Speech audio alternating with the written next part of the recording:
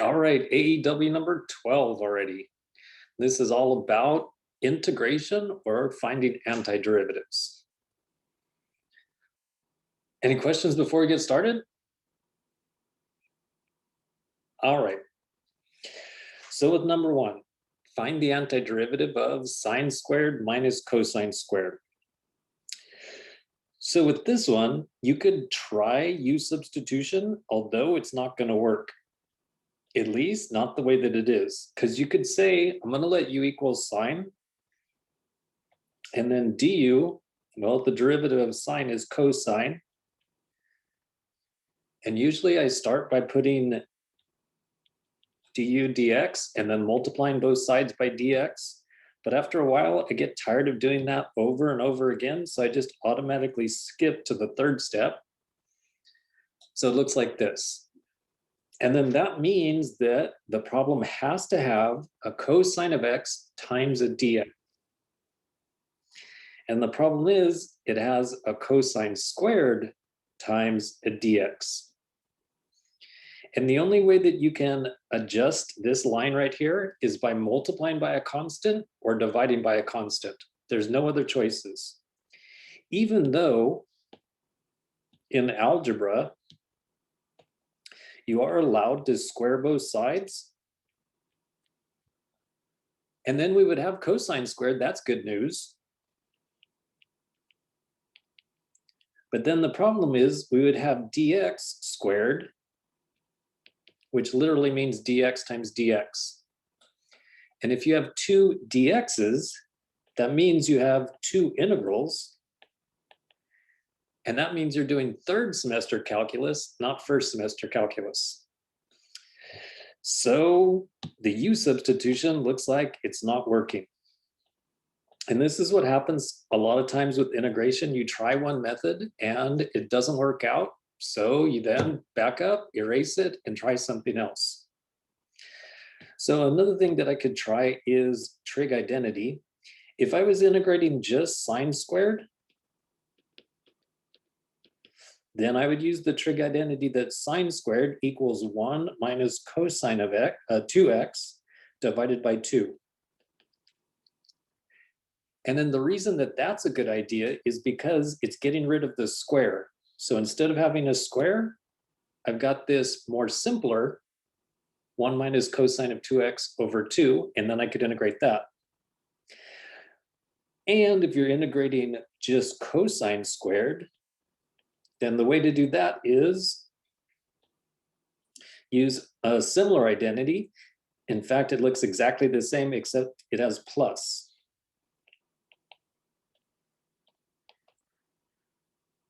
So one way we could do this problem is use those two identities.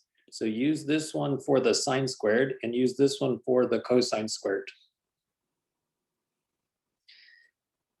So if we do that, so this would be integrate, and then in place of sine squared, put 1 minus cosine of 2x over 2 minus, and then in place of cosine squared, put 1 plus cosine of 2x divided by 2. And then technically I should put parentheses because the whole thing is times dx. And then since I'm adding fractions, they should have a common denominator, which they actually already do. So I'm still going to do some algebra and simplify this. So let's see, they have a common denominator of 2. And this would be a 1 minus a 1. So that's 0. That's gone.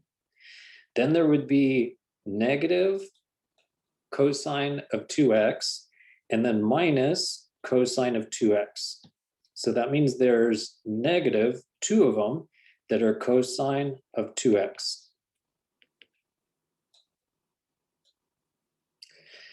And then we could simplify even more because the 2's will cancel, and all it's going to leave is negative cosine of 2x.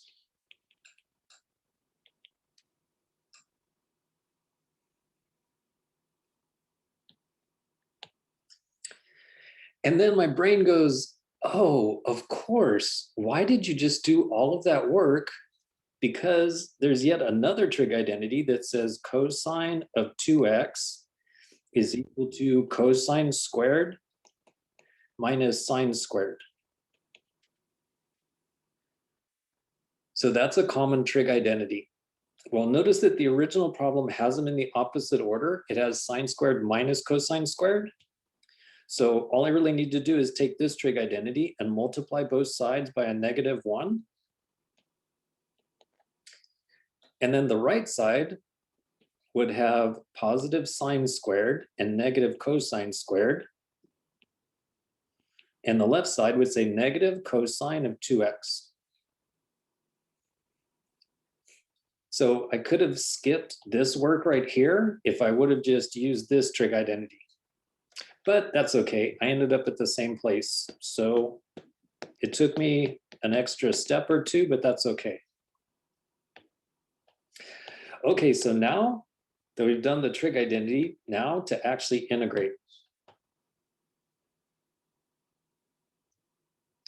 So for that, I would use u substitution and let u equal the inside part. That's the 2x inside the parentheses.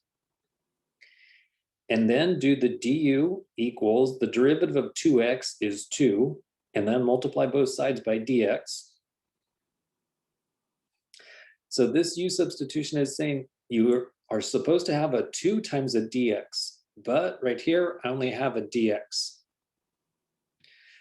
So then I could multiply both sides by a half, and so half du is what dx is equal to. And then I'm ready for the u substitution. Well, one thing is I'm going to take this negative sign and just factor it out. So that's like factoring out a -1. And then it's going to be cosine, and then in the parentheses, replace the 2x with the u. And then replace the dx with 1/2 du.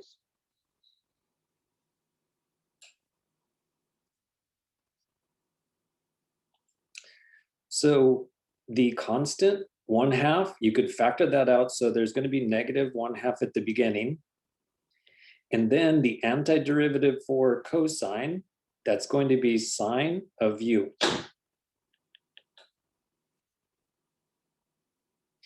And then finally, replace the u with 2x. So -1/2 sine of 2x is my final answer.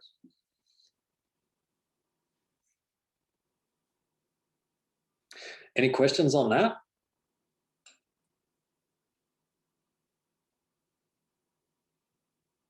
So then I could check my answer. And I'm going to check my answer using the fundamental theorem of calculus. One part of the fundamental theorem of calculus says if you just found an antiderivative and you take the derivative of your answer, then you're going to get the original problem back. So if I did it right, we should get the original problem back. And by that, I mean after I use this trig identity. So let's see, the derivative, the -1/2 will stay there. Then the derivative of sine is cosine. Then do the chain rule. The derivative of 2x is 2. And the derivative of the constant c is 0. And after you cancel these 2's, you'll see that it equals negative cosine of 2x. And that is what I started with. So that means I did it right. Now there's another way that I could check my answer. And you're thinking, oh yeah, Wolfram alpha. No, I'm thinking about a way that I could do it myself. This also uses the fundamental theorem of calculus. And it says, if you have a definite integral, so let's pretend this one went from 0 to 1. Then take your answer, evaluate it from 0 to 1. And then this, in that case, we'll just ignore the c. And in that case, we'll get the same as when we integrate this. Well, let's see. If I plug in a 1, it's going to be -1/2, and then sine of 2 minus a -1/2 sine of 2 times 0. Well, sine of 0 is 0, so this part is actually gone. But how much is -1/2 sine of 2? So check that it's in radians, yes. -1/2 sine of 2. So it equals a -0.455. Equals a -0.455. Now, when I integrate this thing, I should get the same answer. So I'm going to use the graphing calculator to do that. So I'll graph sine squared minus cosine squared. Oh, that's something else. Sine squared minus cosine squared. So it looks like this. And then integrate it. So it's on integral from 0 to 1. And it says that the answer is -0.455. So I've checked my answer in 2 ways, and I still get that I got it right. Notice that the answer is negative because most of that area is underneath the x-axis, so that counts as negative.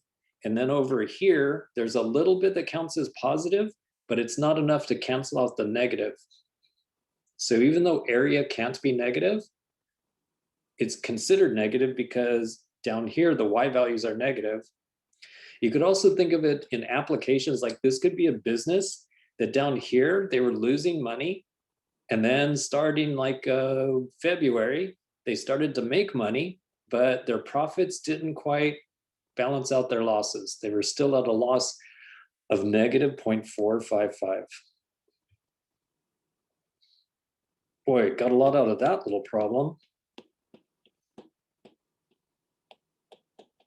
Any questions while I'm erasing?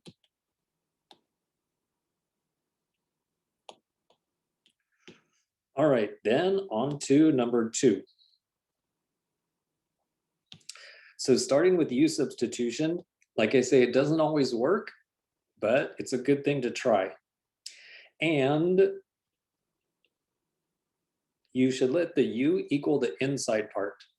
So inside the parentheses, it has 1/x. So I'm going to try that. And then what's the derivative of 1/x? Daisy, do you know that one? She was like, I didn't think you were going to put me on the spot like that. And like I do and I don't. Like I always get them mixed up. Do you want to guess or should I call on Jose? Is it the E? Oh, that's if you were doing the integral, and then it would actually be the natural log of x. Okay. Jose, you know what it is?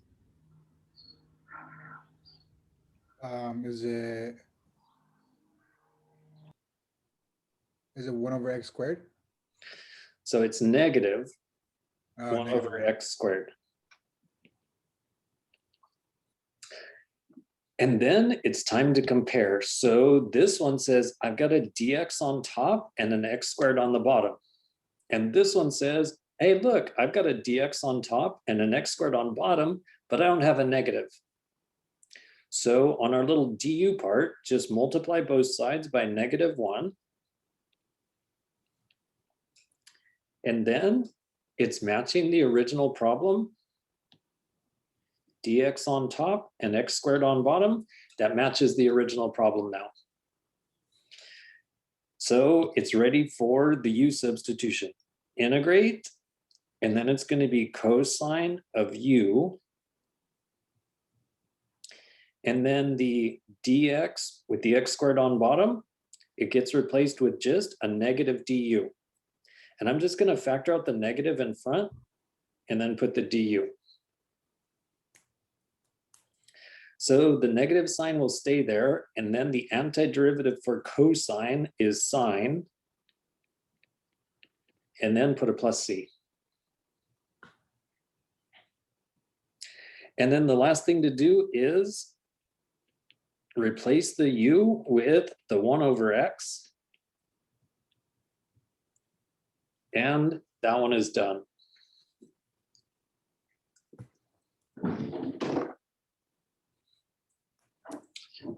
Okay, then on to number 3, find the antiderivative of sine cubed.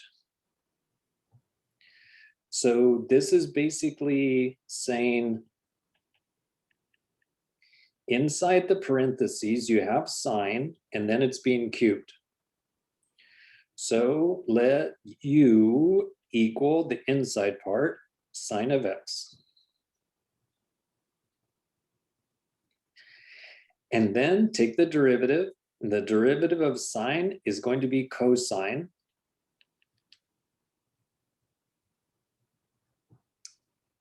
And then my brain goes, wah, wah, wah, because this is saying you have to have a cosine times a dx. And we don't even have a cosine. Oh. So then maybe I could use that, or maybe I'm just going to have to erase it. But I definitely need to try something else. Well, how could I get a cosine into the problem? Well, I do know that sine squared plus cosine squared is equal to 1. So if I had a sine squared in the problem, then I could replace sine squared with 1 minus cosine squared. So that's a way that I could get a cosine into the problem, is by using this trig identity. But that trig identity is only for sine squared. But that's okay, because I could factor sine cubed as a sine squared times another sine.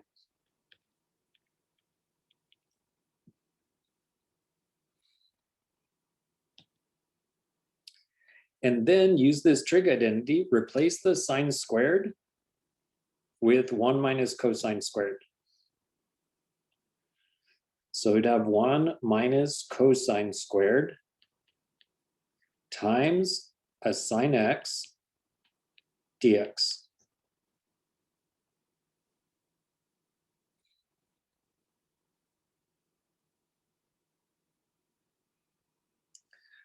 Well, now that I've done that, and I go to do the u substitution, well, right here, I have a cosine that's inside of a squared function. So now I'm changing my thinking, and I'm thinking I'm going to let u equal cosine.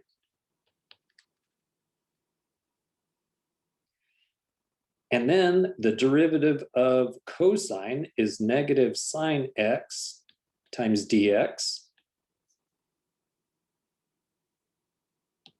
So I don't need this part anymore, because that actually didn't work out. And then I think it's going to work, because this has sine of x times dx, and this has sine of x times dx. All I need to do on my little du is multiply both sides by -1.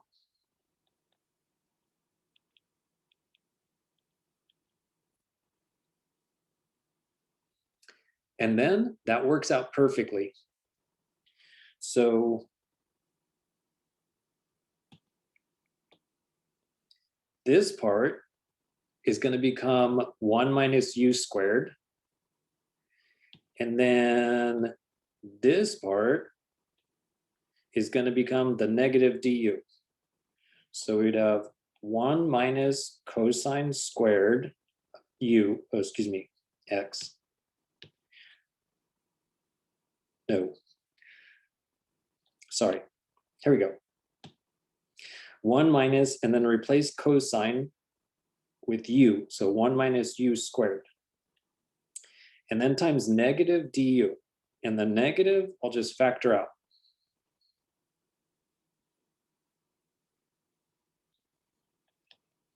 So the negative is factored out, and then the antiderivative of 1 is just a u. Minus, and then for the u squared, add 1 to the exponent, which becomes a 3, and divide by 3. So it's going to say minus u cubed over 3, and then a plus c. And then finally, replace the u with cosine. So it's going to be the negative, you could just leave that factored outside, and then the u becomes cosine of x, and then it's cosine cubed x over 3, and then plus a c.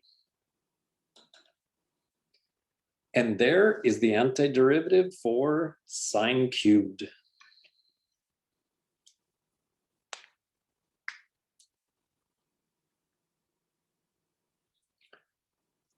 So does anybody have questions, or shall we go on to number 4?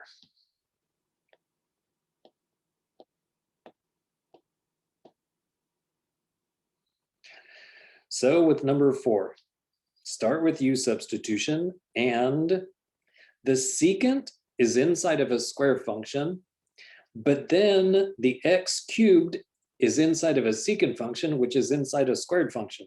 So actually, the x cubed is the innermost function, so that's what I'm going to use for the u.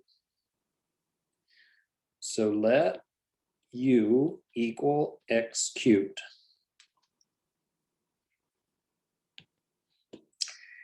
And then take the derivative of that, which is going to be 3x squared, and then times dx.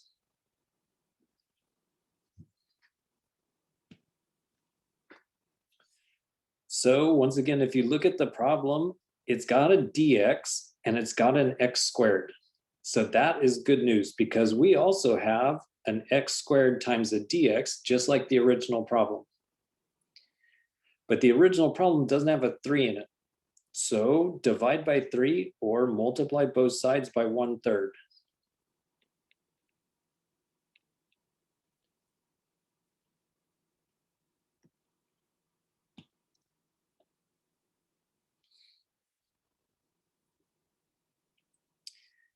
And then I'm ready to do the u substitution.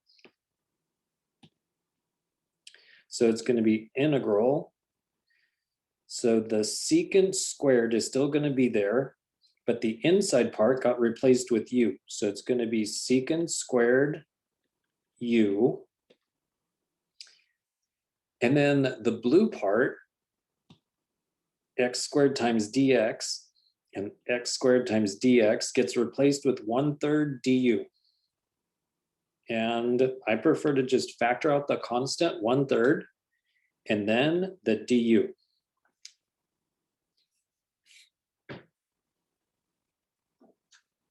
So next up, how do we find the antiderivative of secant squared?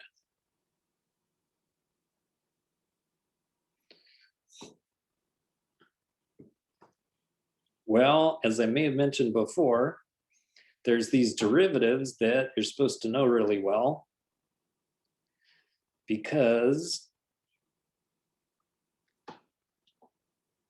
if we're going backwards and somebody took the derivative of something and they got the answer secant squared, they must have had tangent. So the antiderivative for secant squared is going to be tangent. So that's good news. Oops, not the calculator. Back to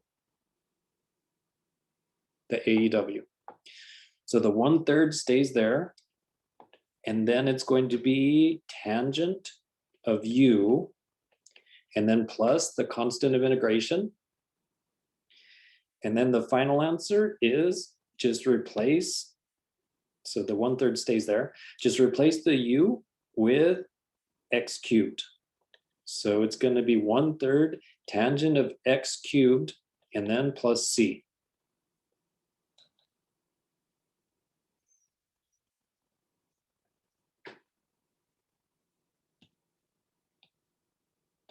So I haven't checked my answer ever since number 1, so I'm going to check my answer over here on the left side. So if you take the derivative of your answer,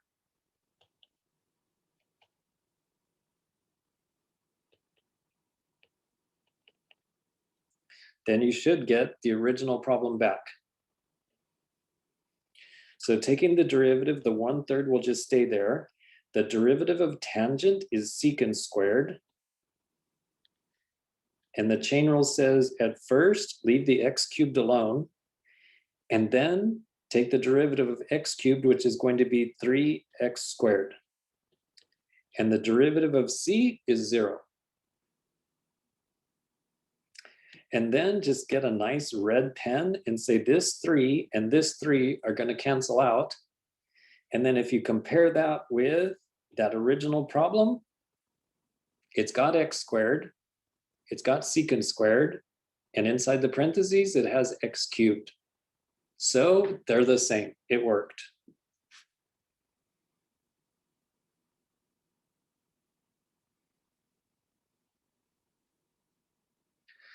Next up, number 5.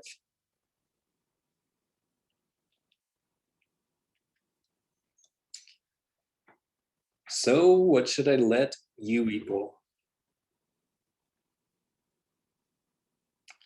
So what is the inside part? Well, the x to the 4th plus 1 is inside the denominator of a fraction.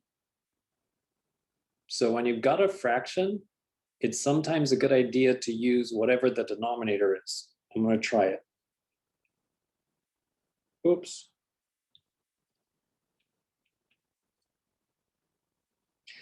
And then take the derivative of that. So that's going to be 4x cubed times dx.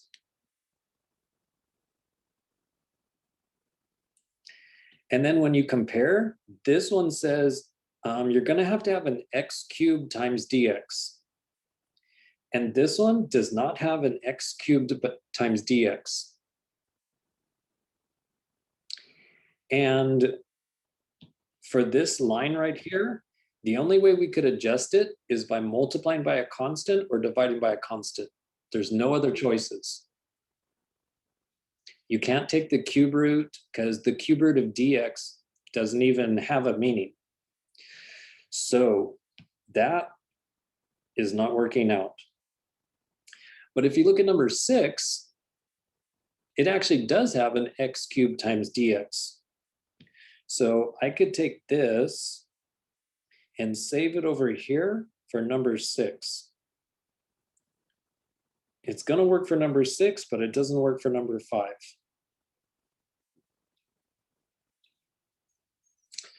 So what else could I do with number 5? X to the 4th plus 1 can't be factored. If it was x to the 4th minus 1, I could factor it.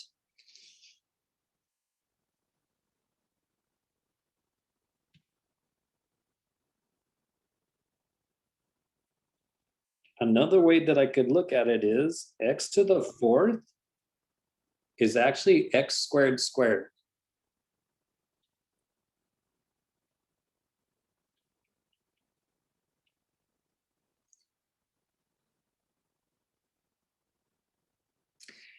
And then you might be thinking, well, how was I supposed to think of that? Well, by watching things like this. The more that you practice, the more little tricks or procedures you learn, and then you realize, oh, every once in a while, I need to rewrite it as x squared squared. And the reason that this works is because now the inside part, inside those parentheses, is an x squared. So then let the u equal x squared. And then take the derivative. So on the right side, that's going to be 2x and then times dx. And just like magic, it worked out because this says you have to have an x times a dx. And this problem says right here, I have x times dx. So all I need to do is remove the 2 or multiply both sides by a half. And then my right side now says x dx, just like the original problem. So it's ready for the u substitution. So on the top, that blue x times dx gets replaced with the 1/2 du. So on the top, there's a 1/2 du. Or what I prefer to do when there's a constant like that, that's multiplying, just factor it out. And then on the bottom, we have x squared is becoming the u. So on the bottom, if you replace that purple part, it's going to say u squared plus 1.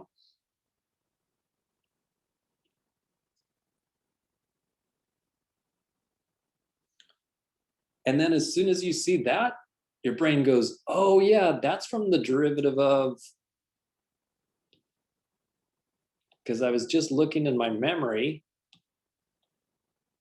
and I found it right here. So 1 over 1 plus x squared, or the bottom could say x squared plus 1 because it's plus. That comes from the derivative of tangent inverse.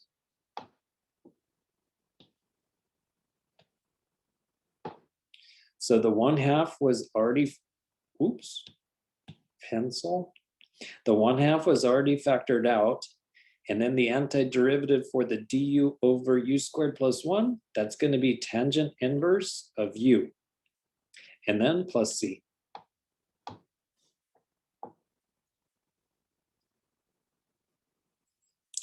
And the last part is replace the u with x squared. So it's going to be 1/2 tangent inverse of x squared, and then plus a c.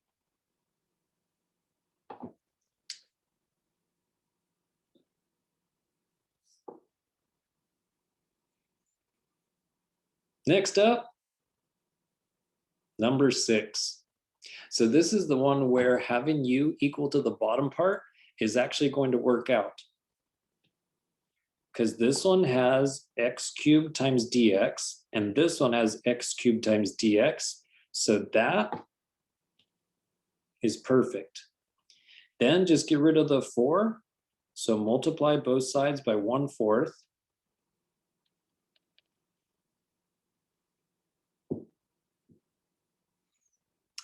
And then it's perfect. It's ready to do the u substitution. So I could factor out the 1/4 from the 1/4 du.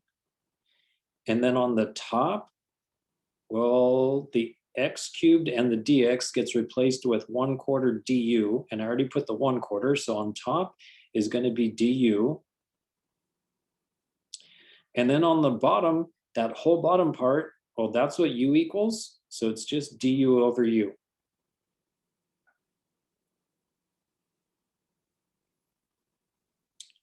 Or another way to look at this problem is that it's 1 over u times du, because the top du, you could just rewrite that as 1 times du, and then just shift the du over a little bit.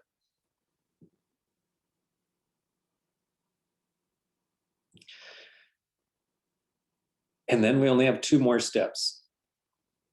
So the answer is going to be 1/4 times, and then the antiderivative for 1 over u. Anybody know that?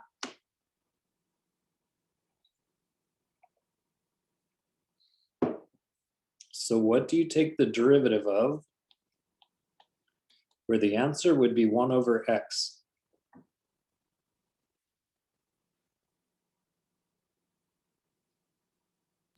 Would that be the natural log? That is the natural log. But in this case, I don't have the variable x, I've got u, so it's going to be natural log of u, and then plus a constant. Oh, by the way, there's a small technicality. You can't take the natural log of a negative. So I always just put parentheses, and I just remember you can't take the natural log of a negative. But technically, it should be natural log the absolute value of u. That way you don't take the natural log of a negative because that's undefined. And then the last step is to just replace the u with, what was it? An x, whoops. The u is equal to x to the fourth plus 1. So it's going to be 1/4 natural log x to the fourth plus 1. And because x to the fourth plus 1 is always positive, technically I don't even have to put the absolute value. Although it doesn't really take that much work to write straight lines instead of parentheses. All right, then on to number 7.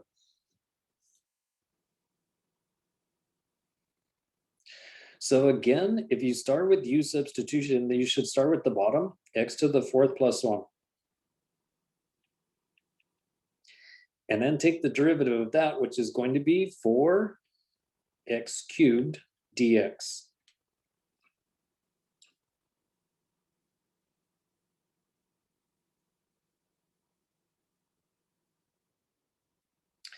And then this one has x cubed dx. And this problem actually has x to the fourth dx. So those are not matching. But then you're probably saying, well, just use algebra. Just rewrite the problem.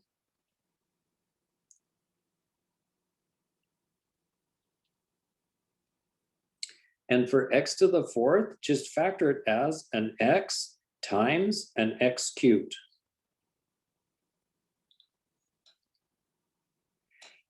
And personally, I would say, yeah, that's a good idea to try that.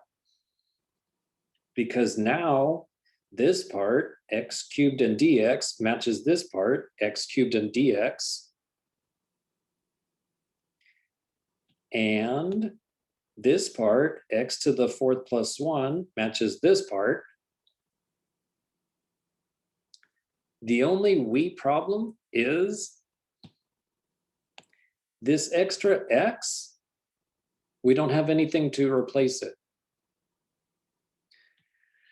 Now, a common mistake, and I probably shouldn't even put this on video, but I'm going to do it anyway. A common mistake is people would go like this. So replace the x cubed dx with a 1/4 du from this part right there. Just multiply both sides by a quarter. And I would go, yeah, that's good. And then for the green blob, replace the bottom with just a u. And then I'm all, yeah, 100%, I totally agree with you. And then, since you don't know what x is, just leave the x there. And then my brain goes, no, no, no, you can't do that. The reason you can't do that is because now you have two different variables. If you have two different variables, then you need, in bright purple, you need two integrals. And if you have an x, you have to have a dx. Because otherwise, it would be like in algebra class, somebody said, take the square root of what? Just take the square root of it. Of what? So that's like, if this dx is missing and this integral is missing, it doesn't make sense. You can't have two variables unless you have two integrals. And then you don't have two integrals unless you're doing third semester calculus. So you cannot have two variables. So that is not legal. Now, another thing to try is, another thing with algebra is we could take this equation and we could solve for x to find out what x equals. Well, to solve for x, we would need to subtract 1 from both sides. So u minus 1 equals x to the fourth. And then to solve for x, take the fourth root of u minus 1. That is perfectly legal. So then this problem would look like integrate. So the lone little yellow x right there, it gets replaced with the fourth root of u minus 1. The x cubed dx gets replaced with du times a quarter. And the green blob on the bottom, x to the fourth plus 1, that gets replaced with u.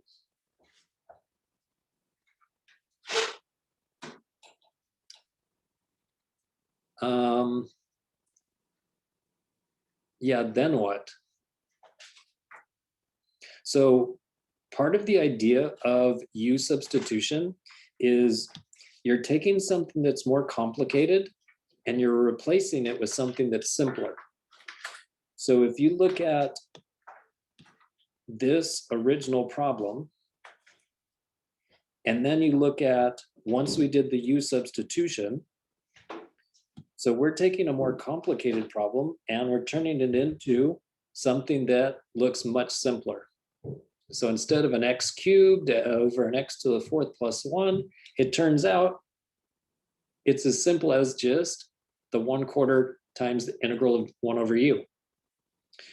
Well, with this u substitution that I just did, is this simpler than the original problem? No, because it's still got a fraction, it's dividing by u, and now we've got a fourth root of u minus 1. That actually just made it harder. So this is something that I do in my classes, especially when we were in person and we would work on these things in person, and I would walk around the class and people would be working with another person, etc. Is I put ones that are not possible. At least not possible yet. So you could do this in chapter 11, but we're not in chapter 11 yet. So it turns out that this one is not possible. I've tried everything I could and it's just not working. So this one, not possible yet.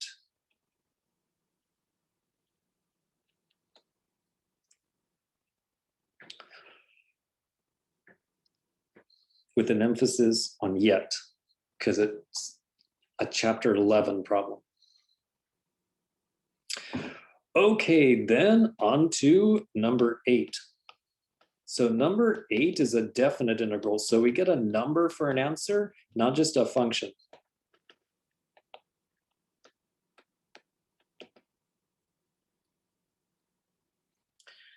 So with number 8, people will often just go like this. Okay, so for 3x, that's 3x to the 1. So add 1 to its exponent, and then that's a 2, so divide by 2.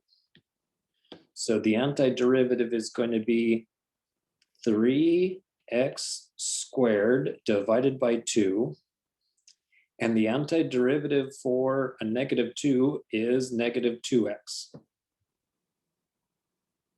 And then evaluate that from -3 to 7. Now the problem with that is I just completely ignored the absolute value. And you can't just ignore the absolute value, because if you ignore the absolute value, then you're looking at the function 3x minus 2. And that looks like this. But it does have the absolute value.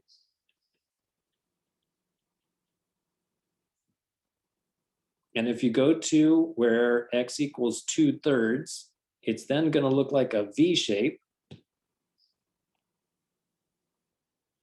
It's then going to look like a V shape like this. And if you integrate this one, it's going to give you a completely different answer than this one, the absolute value. So we need to start over.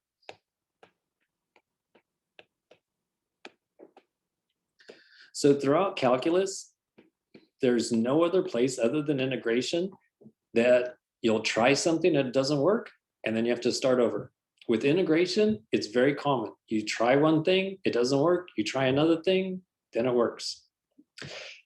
Okay, so let me make sure that I've got this graph correct. Y equals, and then I need to go to math, to numbers, and then there's absolute value, and it was 3x minus 2. So there's the V shape. And then right here, that's at 2/3. Because if you set it equal to 0, you'll get that x equals 2/3. So it's this V shape.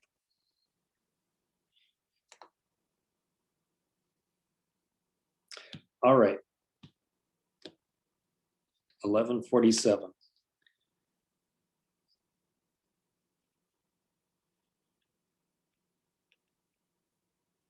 So you've got this V shape. And then we're supposed to integrate from -3 to 7.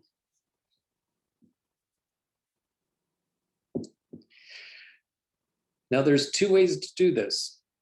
One way is you break this up into two integrals. So you integrate from -3. So you integrate from -3 to 2/3, and you find that yellow area. And then you integrate from 2/3 to 7.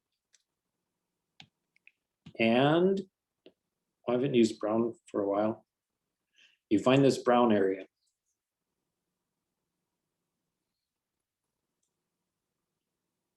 So if you're going to do it that way, well, 3x minus 2, the graph of just 3x minus 2, well, that has a positive slope. So that's actually this side when it's 3x minus 2. This one has a negative slope. So this is actually negative of 3x minus 2. That's actually coming from the definition of the absolute value.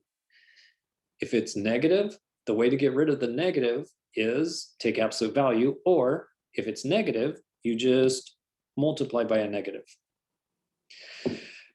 So then you could set up two different integrals. But then again, we only have 11 minutes, and I still want to get to page 3. So instead, what I'm going to do is just look at it like geometry. The left one, the yellow one, that's a triangle. So I could just find its area by 1/2 times base times height. So area equals 1/2. So the base, well, it goes from -3 to 2/3. So if you want to find the length, then take the number on the right, 2/3, minus the number on the left. So that's going to be the base. And then the height, well, that comes from when you plug in the -3. So if you have the absolute value of 3 times -3 minus 2, what is that? -9 minus 2 is -11, but then take absolute value, so it's +11. So that's the height, 11.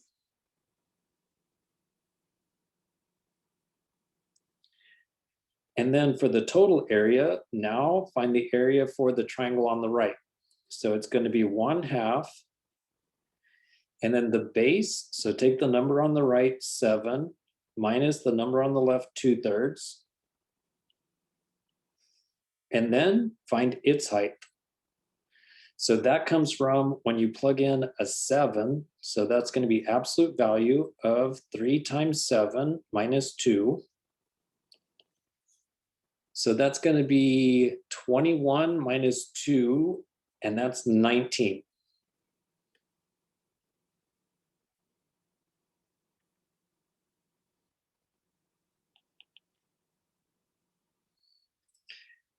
And then finally, what does this equal? So they both have a 1/2, so I could just factor out the 1/2. And then this part, well, the 3 is going to become positive. So that's 3 plus 2/3, or 3 2/3. That equals 9 plus 2, that equals 11/3. And then times 11. And then for this part, that's going to be 7 minus 2/3. So that's 6 1/3. So that's 18 plus 1 is 19/3. So plus 19/3 times 19. That's a strange coincidence. 11 over 3 times 11, and then 19 over 3 times 19.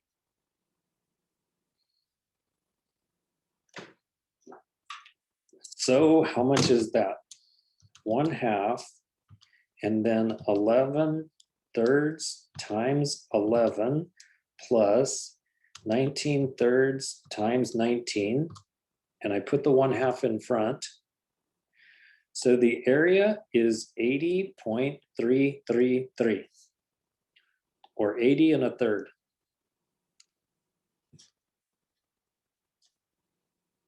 Then I want to check and see if I got it right. So use the graphing calculator. That's the original function, the absolute with the absolute value. Then calculate the integral from -3. Was it -3 to 7? I think it was -3 to 7, right? -3 to 7. And then it even shaded the area for me, and it says that it equals 80.333. So that one is correct. And then on to the last page. What if you have the tangent function, and then you're supposed to integrate from 0 to 1? So the tangent function looks like this. And then go to 0 to 1 and find this area. And use the midpoint of 6 rectangles. Well, that picture is sort of small, so I'm going to make it bigger, and I'm only going to look at the x-axis. So the x-axis goes from 0 to 1. And then divide this into 6 equal pieces. So delta x equals 1 minus 0 over 6. So that's 1/6. So that means that the first interval is going to go from 0 to 1/6. And then the last interval is going to go from 5/6 to 1. Because 1 is 6/6. So right before that is 5/6.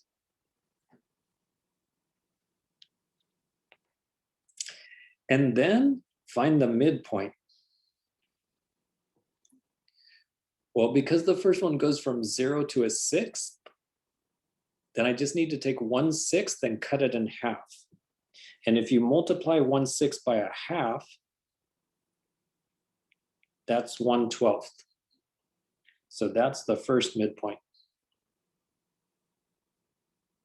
For the last midpoint, well, this length right there is the length of 1/12. This means that this is also a length of 1/12. So this midpoint is 1 minus 1/12. So that's 11/12. Now I'll use the calculator to do sum the sequence. The function is tangent of x. And then you have to multiply by the base of each rectangle, which is delta x, or 1/6. Then x is the variable. Start at 1/12, go to 11/12, and then the last thing you have to tell the calculator is what's delta x.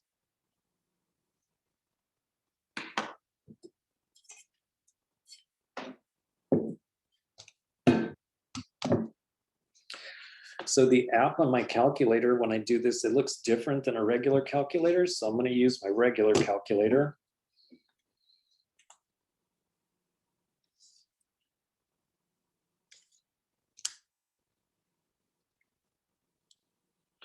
So go to, we lock the focus. So second list, and then go over to math, and number 5 is the sum. And then second list, operations, and then number 5 is the sequence. And then it was tangent of x, and then times the delta x, so that's 1/6. And then it started at 1/12, and then ends at 11/12. And the delta x is 1/6. So let me just double check that that looks correct. I think it does. Oh, there's a mistake. My calculator's in degrees right now. Change the calculator to radians. Oh, now I have to start over. It's okay, it'll go fast. Sum, and then the sequence part should still be there. The sequence part. Oh, calculator.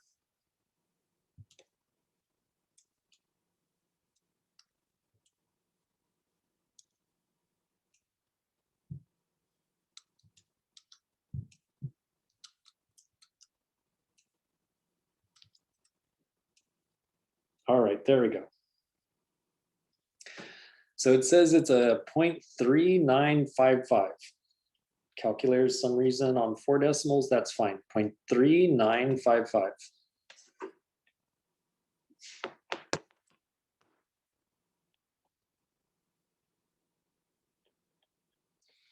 And it sort of makes sense that it's a small answer because tangent is not very big in that little part between 0 and 1.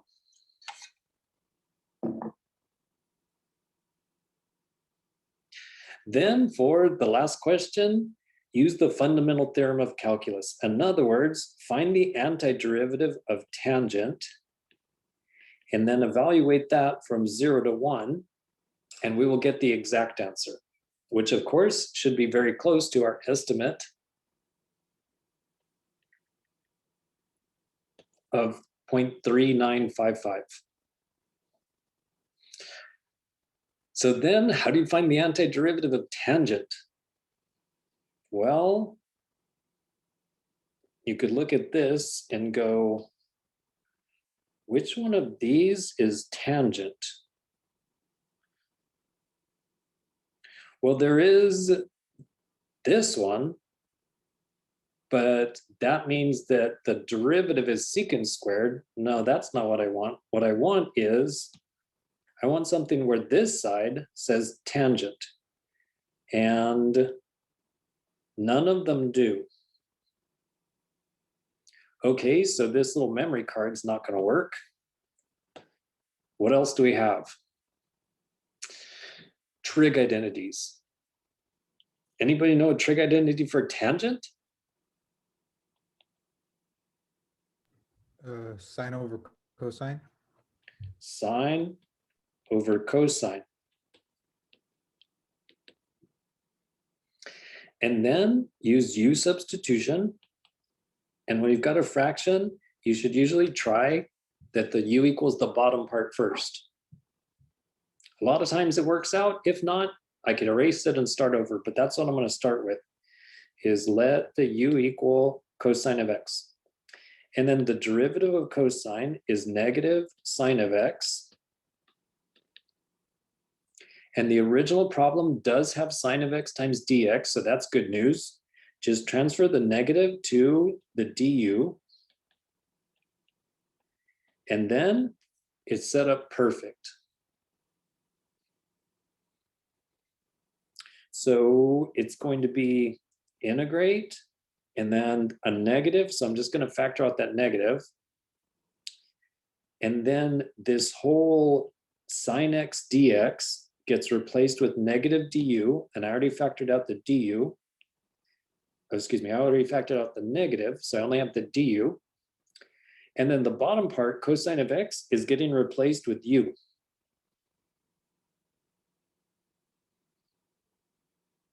And then that is one that we had just recently. That's 1 over u. So the answer is the natural log, and then technically I should put the absolute value of u.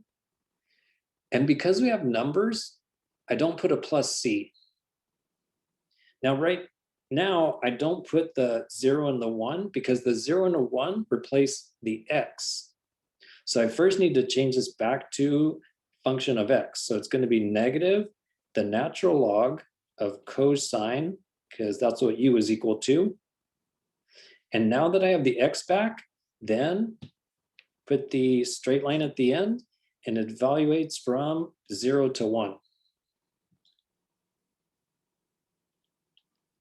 So that's going to be negative natural log cosine. So you put the top number first, minus negative natural log cosine of 0.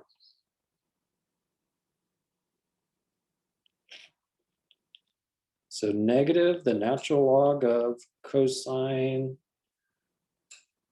You know what? I don't have to rewrite it, because the only thing I can simplify right now is that these two negatives become a positive.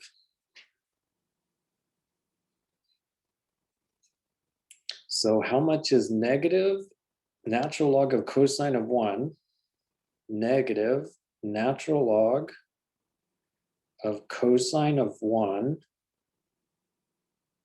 and then plus natural log of cosine of 0.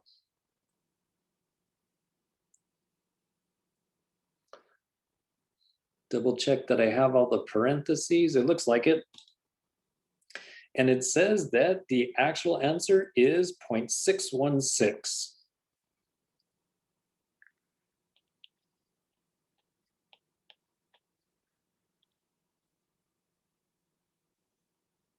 Now, if you compare with our estimate, the estimate was 0.3955.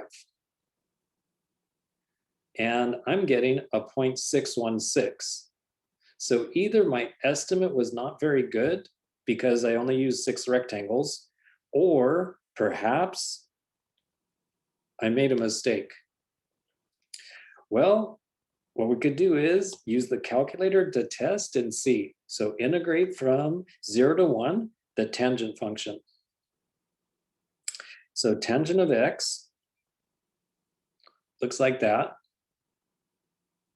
And then calculate the integral from 0 to 1. And it says that the actual answer is 0.616.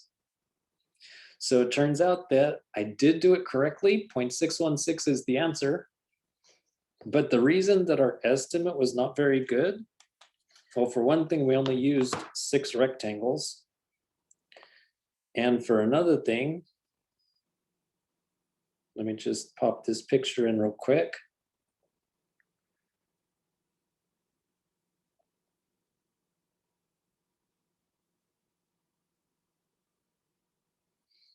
So another thing is, if you're using 6 rectangles,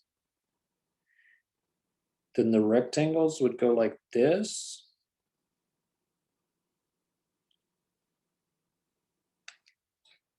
And I guess because of the shape of the graph, the rectangles aren't really fitting that well. So the estimate wasn't really that good.